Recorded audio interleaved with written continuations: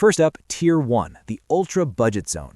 We're talking under $100 here. In this bracket, you'll mostly find the GT 1030, the legendary RX 580 on the used market, and the GTX 750 Ti. Now, to be honest, this is the survival tier. For gaming, you are strictly in the esports lane. Valorant, CS2, maybe some League. At 1080p low settings, you're totally fine. But try to launch a modern AAA game? Yeah, it's either going to crash or give you a cinematic 15 frames per second. It's a struggle. Editing? Well, you can cut and trim 1080p footage, but your render times will give you enough time to go out, buy groceries, and cook a 3-course meal.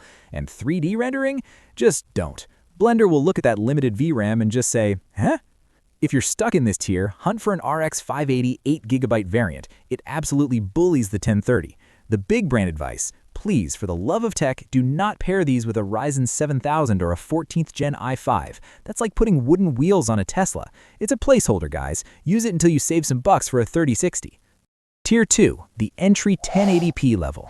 This is where we see the Intel Arc A380, the RX 5500 XT, the GTX 1660 Ti, and the RTX 3050 6GB. Gaming here is actually decent. You're hitting medium to high settings on older titles. On brand new 2026 games, you're sticking to low or medium. The Arc A380 is the weird sleeper hit here. Why? Because it has an AV1 encoder. If you're a budget streamer, this is your secret weapon. It's punchy and efficient. For 3D work, I'd lean toward the RTX 3050. Even with only 6 gigs, CUDA support is just more stable for apps like Cinema 4D. An i3-13100 or a Ryzen 5 5500 is the perfect match. You don't need a monster CPU to maximize these cards. You just need something that actually works.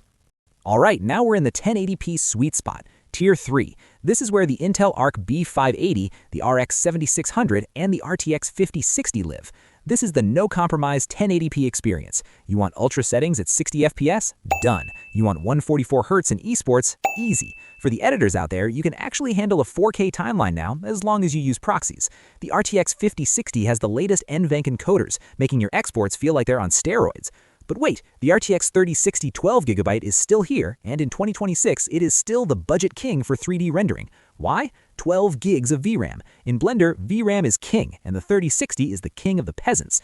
Grab a Ryzen 5 7600, it's a perfectly balanced marriage. Or if you're a fanboy, get an i5 13400F. That should be a perfect match.